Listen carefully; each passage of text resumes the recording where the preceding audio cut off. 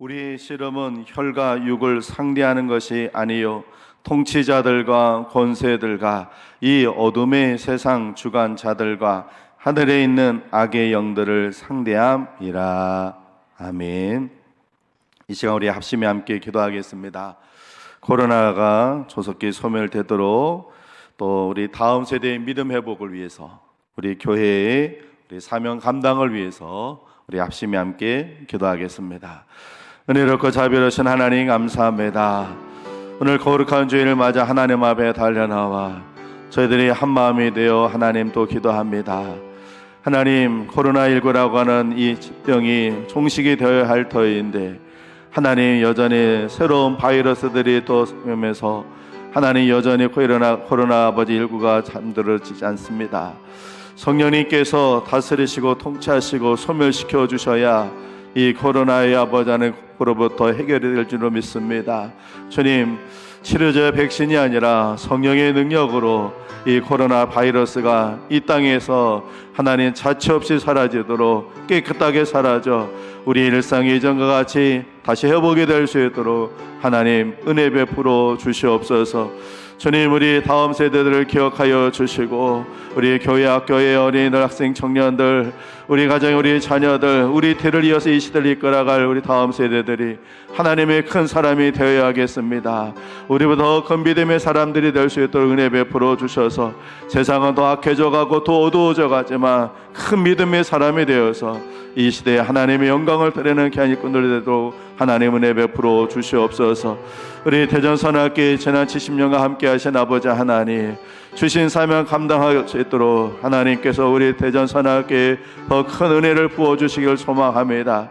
하나님, 참으로 더욱더 아버지 일 감당하여 이 마지막 때의 구원의 방주 역할 감당케 하시고 하나님 참으로 세상의 아버지 역할을 감당할 수 있는 귀한 믿음이 되는 대로 하나님께서 힘주시고 은혜 베풀어 주시옵소서. 하나님, 이 땅에서 코로나가 속히 소멸되도록 성령님 역사하여 주시옵소서. 우리 다음 세대들 우리보다 더 큰 믿음의 사람이 되도록 하나님 역사하여 주시옵소서. 우리 대전 선악교회가 주신 사명 감당하는 재단 되도록 힘 주시고 능력 주시고 은혜도 부어 주시옵소서. 이 시간 주의 말씀을 듣습니다. 말씀 들을 때 성령님 우리 안에 깨달음 있게 해주시고 말씀을 증거하는 부족한 정을 주님께 붙잡아 주셔서 인간의 생각과 말이 아니라 하나님의 선포하시는 말씀이 되도록 역사하여 주옵소서. 예수님 귀하신 이름으로 기도합니다. 아멘. 한번 따라해 보실까요? 하나님을 기쁘시게 하는 교회. 나는 할렐루야. 우리 옆분들과 인사하시겠습니다. 그리스도의 향기, 그리스도의 편지가 되십시오.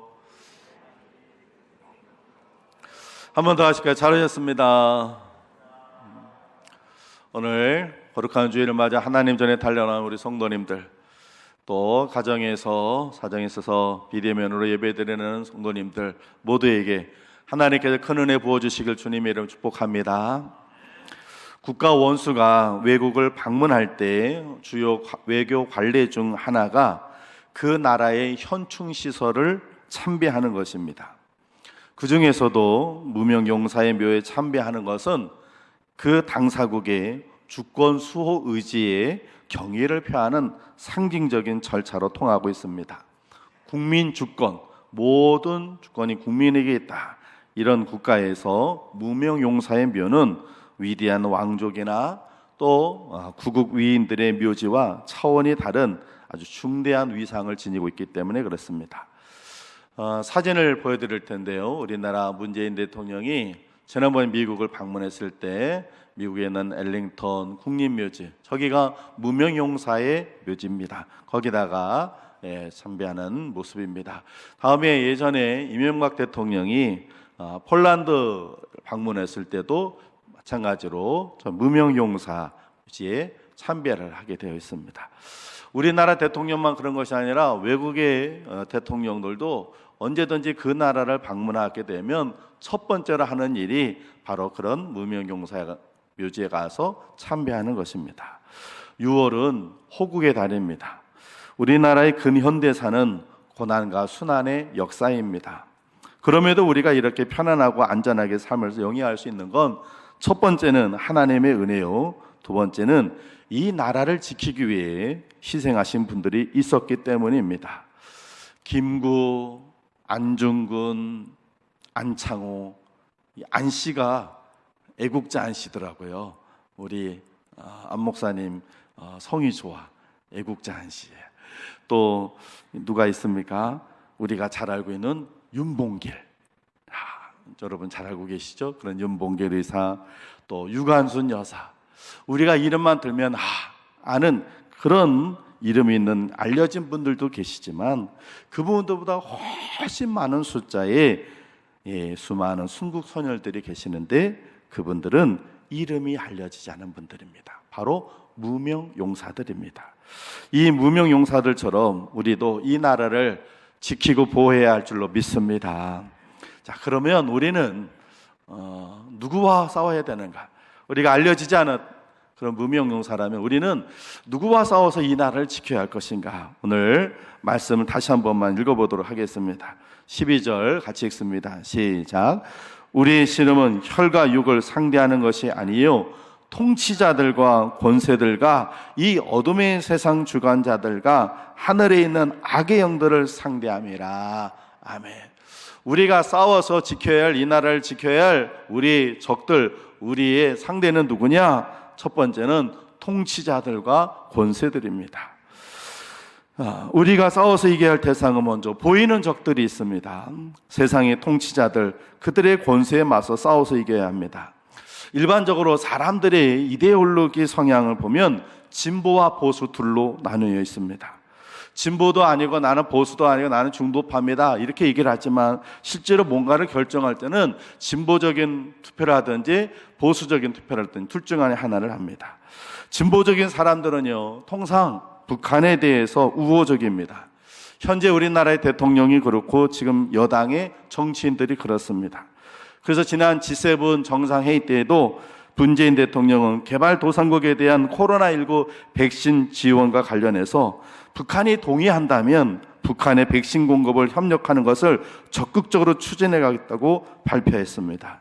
아직 우리나라 국민들의 25%도 안 되는 게 적용이 되지 않은 상태인데도 북한 지원 얘기가 나오고 있습니다. 반대로 일본에 대해서는 아주 적대적입니다. 그래서 일본 스가 총리하고는 이번에 G7 회담 때도 면담도 안 했습니다. 그저 잠깐 1분 동안 인사만 하고 끝났습니다. 문재인 정권에 들어서는 일본하고는 완전히 담을 쌓아놓고 살고 있습니다. 2020년 국방백서에는 2년 전과 마찬가지로 북한은 주적이라는 표현이 빠지고 대신 포괄적인 개념으로 적이라는 용어를 사용했고, 반대로 일본은 동반자에서 이웃으로 바뀌었습니다. 보수주의 사람들은요, 북한을 주적이라고 생각합니다. 그래서 북한 공산주의자라고 하지 않습니다. 뭐라고 하냐면 빨갱이라고 합니다. 어제 신방을 갔다가요, 저 요 밑에 보면 선화동 그 모텔촌에 우리 대전에 제일 높은 건물이 세워져요. 47층짜리 호호령에서 두 채를 줘요. 하늘채라고. 근데 건축하고 있는데 그 옆으로 이렇게 지나오는데 그 건설 노조에서 차들을 한 6대인가 이렇게 쭉 미니 버스부터 시작해가지고 쫙 갖다 놨어요. 아무튼 거기서 무슨 일이 있는 것 같아요. 그래서 쫙 갖다 놨는데 차들이 전부 다 빨간색이야. 근데 그거 보면서 아니 왜 저런 노조하거나 이렇게 하는 사람들은 이 선동을 하고 이 빨간색이 자극적이라서 그런지 붉은색을 좋아하는 것 같아요. 그래가지고 깃발도 붉은색, 옆에 세우는 붉은색, 차도 다 빨간색. 그래서 속으로 보면서 저러니까 빨갱이 소리 듣지, 내가 그랬어요. 속으로 그렇게 생각을 했어요. 그래요. 이 보수주의 사람들은요, 북한을요, 그래서 그렇게 얘기를 해요. 진보주의자들은 보수주의자들을 뭐라고 불러요? 토착 왜구라고 그래요. 일본을 좋아한다. 그래서 토착 왜구라고. 그리고 보수주의 사람들은 진보주의 사람들을 뭐라고 그러냐면 빨갱이라고 비난합니다. 그런데 사실이요, 북한이든 일본이든 두 나라 모두는요, 우리의 이웃이나 동반자가 아닙니다. 북한은 우리가 잘 되는 것 원하지 않습니다. 일본도 마찬가지입니다. 미국, 일본, 영국, 프랑스, 독일, 이탈리아, 캐나다, 이 서방 7개 나라가 모여서 회의를 할 때 그것을 G7 회의라고 해요. 올해 G7 정상회의 때는 한국, 호주, 인도, 남아프리카 공화국이 게스트 손님으로 초청이 되었어요. 올해 G7 정상회의 어디서 했냐면 영국에서 했어요. 그래서 영국의 보리스 존슨, 그 머리 막 이상하게 막 금발해가지고 막 그 사람이 영국 총리인데 그 사람이 의장이 됐어요. 그 사람이 이 초청된 네 나라하고 G7 이 7개 나라, 그래서 전체 11개 나라를 민주주의 국가라고 해서 데모크라시 11, D11이라고 그렇게 개막 직전에 성명에서 규정을 했어요. 그랬는데 일본은 게스트 국가로 한국하고 이런 나라를 초대하는 건 괜찮지만 G7 회의를 확대하는 건 반대한다 그랬어요. 왜냐하면 한국이 들어오면 유일하게 G7 국가 중에서 아시아국에서는 일본 하나인데 한국이 들어오면 자기의 유일한 권한이 사라지기 때문에 그래요. 일본은 원수 같은 나라예요. 우리는 진보도 보수도 아닙니다. 우리는 크리스찬입니다.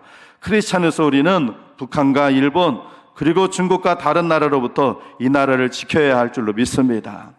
일제강점기 때 우리 선조들이 독립운동을 하면서 대한독립 만세를 외치며 이 나라를 지켰듯이 6.25 전쟁 때 학도병들이 북한 인민군의 탱크를 목숨으로 막아냈듯이 우리 이 나라를 지켜내야 할 줄로 믿습니다.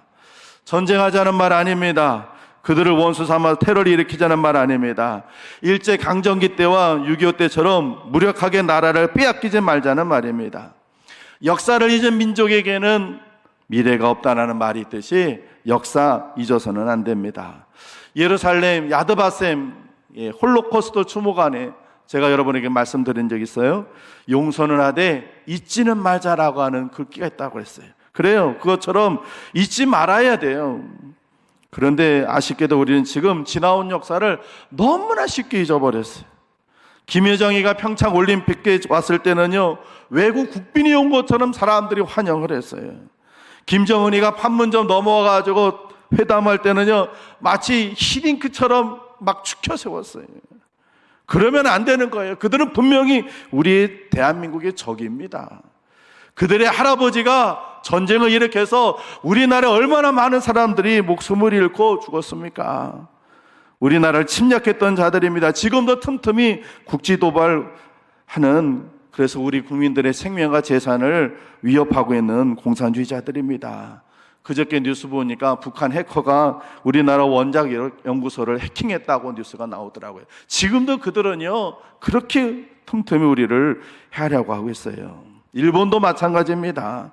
일본뿐 아니라 중국도 미국도 다 마찬가지입니다. 다행히 현 정부 들어가가지고 우리 일본하고는 좀 거리가 멀어져서 다행이긴 한데요. 예전까지는요, 일본에게 우리가 침탈을 또 당하고 있었어요. 어린아이들이요, 일본만에 빠져 있어요. 청소년들은 일본만에 다 빠져 있어요. 젊은이들이요, 일본 문화에 다 심취되어 있어요.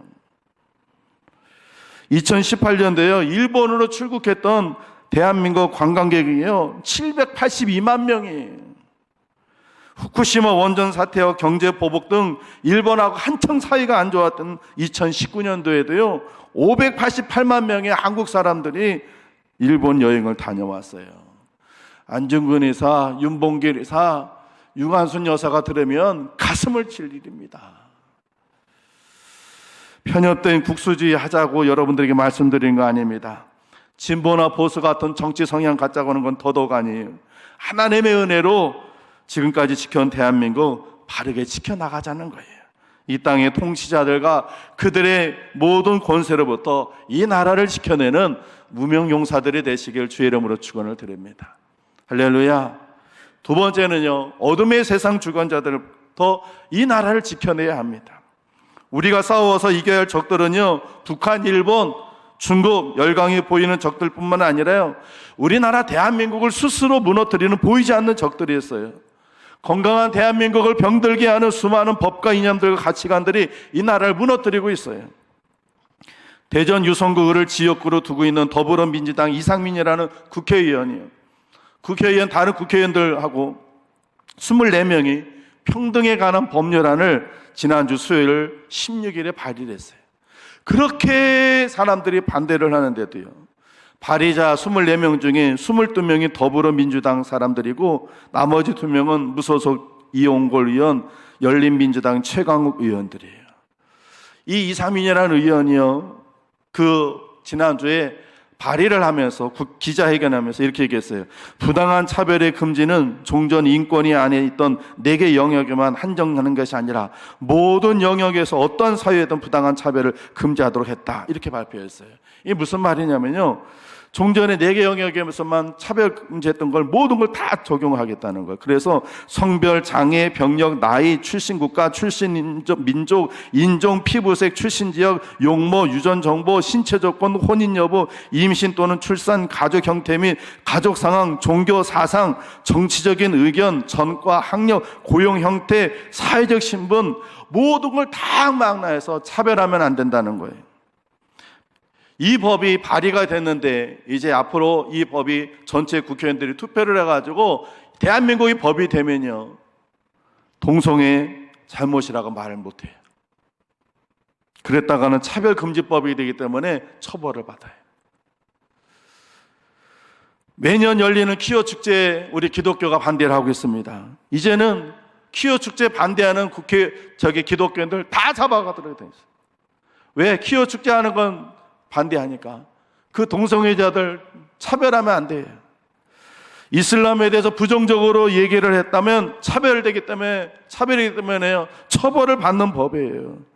이런 기가 막힐 법을 대전의 한 국회의원이 주도해서 법을 발의했어요. 제가 우리 교회에서도 몇몇 분들한테, 인터넷 하실 수 있는 분들한테 보냈어요. 이거 반대하는 거. 청와대 지금 청원이 올라갔거든요. 그리고 저랑 같이 지방회장 하는 그 모임에도 제가 올렸어요. 그랬더니 어떤 목사님이 저보고 참 열심히 한대요. 그래서 제가 이렇게 얘기했어요. 대전의 한 국회의원이 이 법을 발의해서 대전의 한 사람은 내가 책임감을 갖고 지금 이렇게 활동하고 있습니다. 그랬어요. 그건 국회의원이 아니에요. 여러분, 이런 기가 막힐 법을 대전의 한 국회의원이 주도해서 법을 발의하고 있어요. 앞으로 이런 사람 대한민국 국회의원 못되게 막아야 돼요. 이런 악법이 대한민국의 법이 되지 못하도록 막아야 합니다. 제 설교가 이게 유튜브로도 나가는데 이 처벌을 받을지 어떨지 모르겠는데 할 말은 해야 되겠어요. 안 돼요. 영국 정부가요, 이슬람법에 따라서요, 한 남성이 4명의 부인을 둘 수 있는 이슬람법이에요. 일부 다처제를 공식적으로 인정하고요, 그렇게 하는 사람에게도 복지 혜택을 부여하기로 협의했어요. 이 10년 전 얘기예요. 영국의 이민 통계국에 보면요, 지금 매년 18만 명의 이민자들이 영국으로 들어오고 있어요. 근데 그들 중 다수가요, 무슬림, 이슬람 사람들이. 영국의 이슬람 인구는요, 2040년이 되면 650만 명이고 2049년쯤 되면 무슬림 인구가 기독교 인구를 추월한답니다. 그러면 영국은 무슬림 국가가 되는 거예요. 이슬람 국가가 되는 거예요. 이슬람 경전인 꾸란은요, 포교를 위해서 폭력을 정당화해요. 그래서 한 손에는 칼을, 한 손에는 꾸란을, 이게 그들의 포교의 지침이에요. 이슬람은요, 평화의 종교가 절대로 아니에요. 영국에 있는 무슬림들은요, 영국 국민으로 살면서요, 자국에서 방영된 TV 절대로 안 봅니다.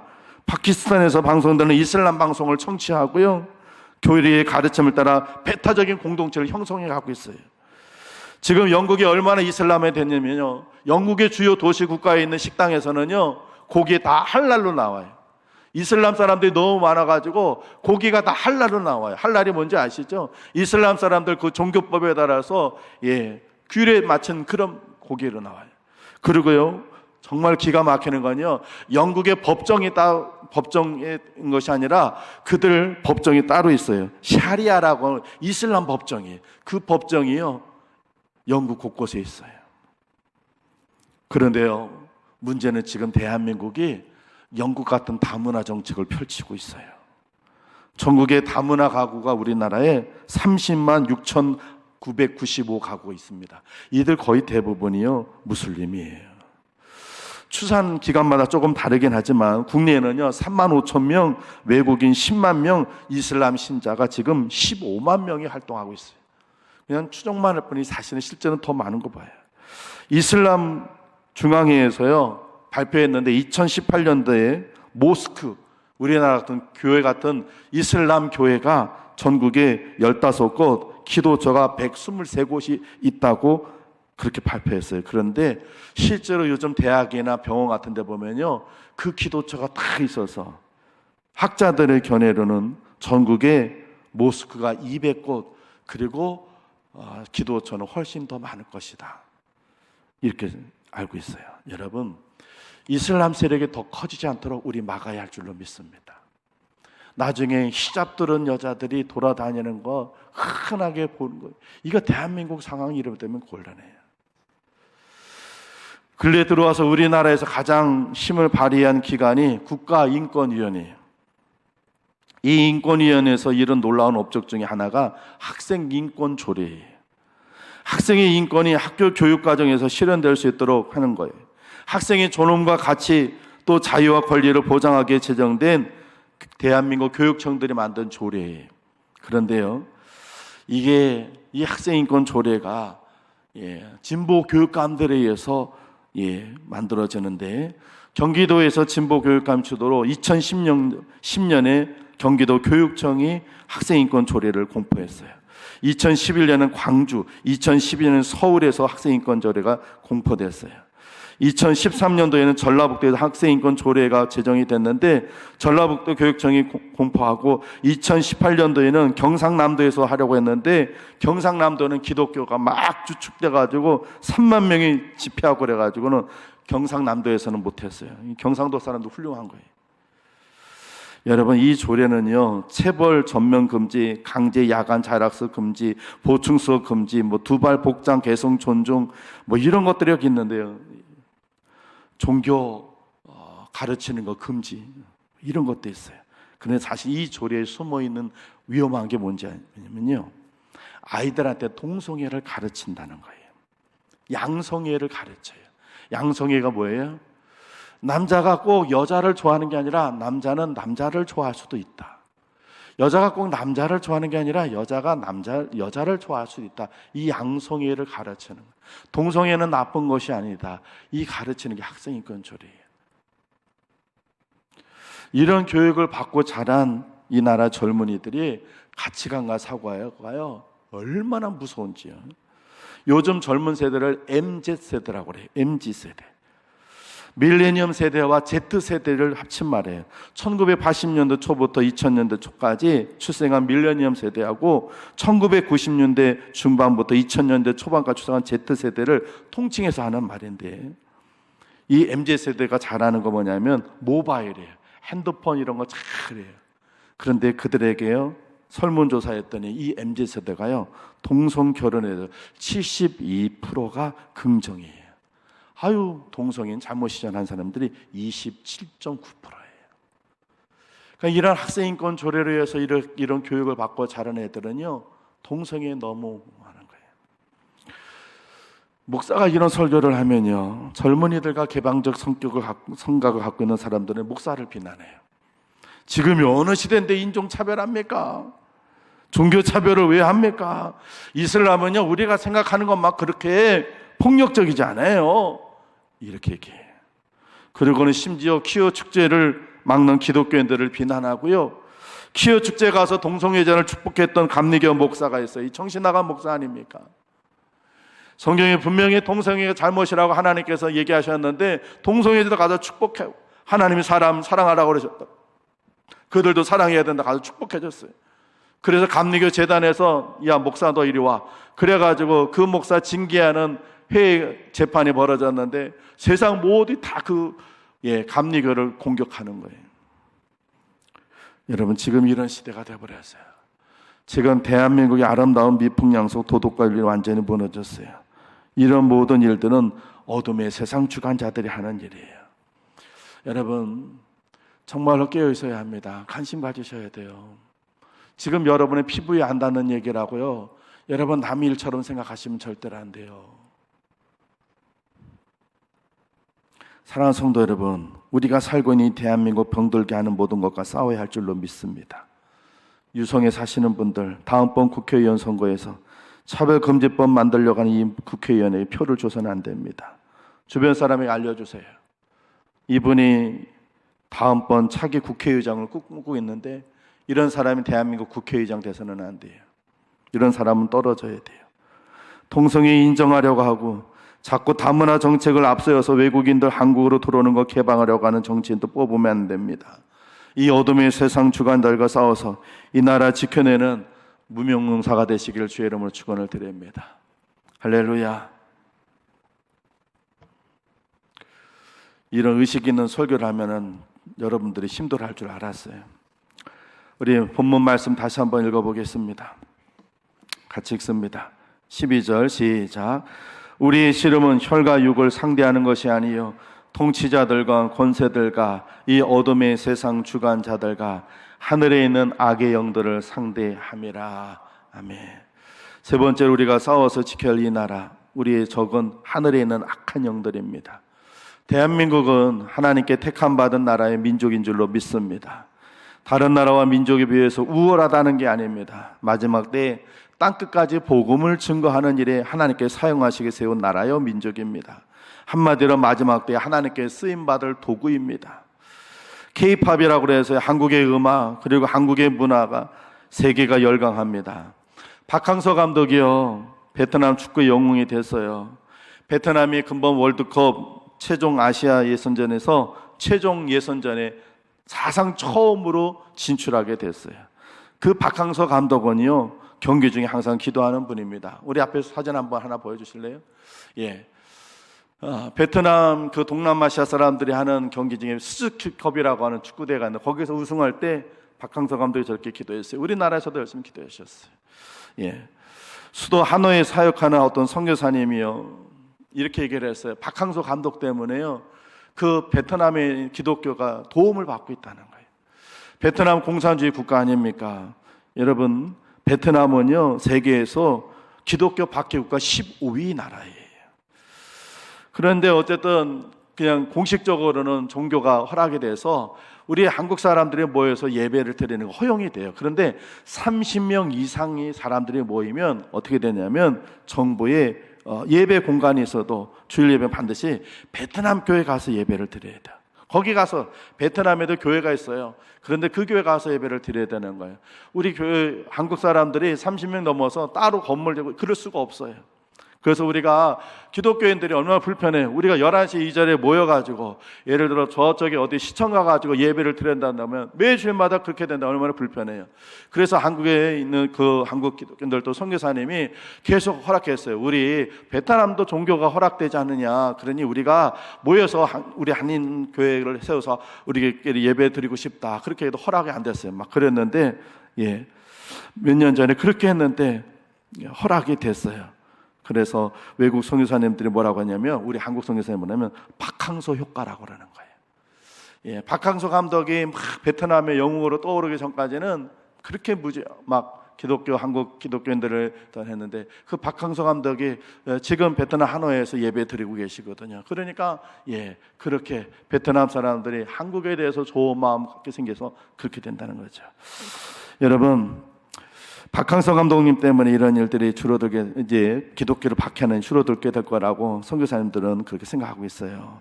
여러분, 한국 것이라고 하면 히잡을 두른 이슬람 사람도 좋아하고 받아들입니다. 대한민국은 틀림없이 말세의 선교의 도구로 사용될 것입니다. 그런데 그 도구를 지금 망가뜨리기 위해서 사탄이 강력하게 역사하고 있습니다. 우리는 이 사탄의 역사로부터 이 나라를 지켜내야 할 줄로 믿습니다. 그래서 하나님께서 마음껏 사용하시는 이 나라, 이 민족이 되도록 해야 할 것을 믿습니다. 그러기 위해서 우리 기도해야 합니다. 이 나라여, 하늘에 있는 악한 영들이 이 나라를 넘어뜨리고 무너뜨리지 못하도록 우리 지켜야 합니다. 예수님께서 뭐라고 하셨습니까? 기도 외에는 이런 유가 나갈 수 없느니라 말씀하셨습니다. 기도하는 이 힘을 쏟아주십시오. 기도하는 일에 여러분 더 많이 모여주십시오. 새벽 기도, 금요 심야 기도에, 또 이번 주 토요일에도 우리 또 중보 기도합니다. 그런 기도 자리에 여러분 할 수 있는 데는 시간을 내서 와주세요. 그래서 여러분이 기도의 불을 밝히는 것만큼 하늘에 있는 악한 영들은 이 나라를 흔들어 놓지 못합니다. 우리가 기도해서 이 나라를 지켜야 할 줄로 믿습니다. 사랑하는 성도 여러분, 북한과 일본, 중국, 미국 등 우리를 위협하는 이 나라부터 우리 지켜야 합니다. 그리고 동성애, 이슬람, 잘못된 법과 조례로부터 이 나라 지켜내야 합니다. 악하고 더러운 어둠의 영들로부터 이 나라를 지켜내야 합니다. 우리가 하나님 앞에 와서 이렇게 신앙생활 하는 것도 열심히 해야 되지만 좀 의식 있게 살아서, 생각 있게 좀 살아서, 지금 세상이 어떻게 변화되고 있는지, 어둠의 영들이, 세상 주관자들이 어떻게 지금 이 나라를 넘어뜨리고 쓰러뜨리고 병들게 하려고 하는지, 하나님은 이 마지막 때 이 나라를 어떻게든 쓰셔서 이 나라를 땅끝까지 복음 전하는 도구로 사용하시려고 하는데, 어둠의 영, 세상의 주관자들은 이 나라를 지금 병들게 만들어가고 있습니다. 우리 이 나라 지켜내야 할 줄로 믿습니다.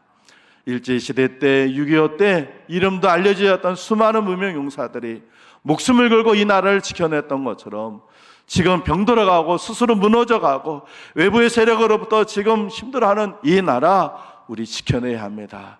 기도하고 깨어있으셔서 이 나라 지켜내는, 이 나라의 애국자 되는 무명용사들이 되시길 주님의 이름으로 축원을 드립니다.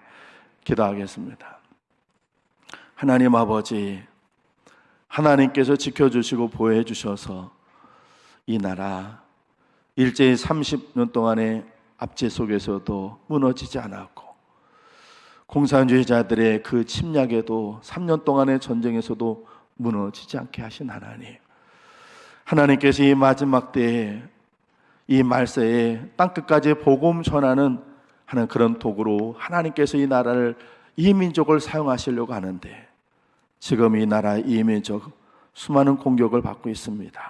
하나님, 우리가 이 나라를 지켜내는 하나님 믿음의 무명용사들이 되게 하여 주시옵소서.